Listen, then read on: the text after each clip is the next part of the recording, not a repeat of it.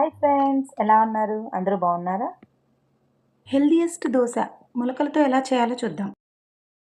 ఒక కప్పు ఎర్రశనగలను తీసుకొని 8 గంటలు నానపెట్టుకోవాలి. తరువాత వాటిని నీటిలో నుంచి తీసేసి ఒక పలుచటి క్లాత్లో కట్టుకొని 6 గంటలు ఉండనివ్వాలి. అవి మొలకలుగా మారుతాయి. ఇప్పుడు ముప్పావు కప్పు పొట్టు ఉన్న పెసలను, పావు కప్పు బియ్యాన్ని 6 గంటలు నానపెట్టుకోవాలి. మిక్సీ జార్ తీసుకొని నానపెట్టుకున్న పెసలు, బియ్యం, మొలకెత్తిన శనగలు వేసుకోవాలి.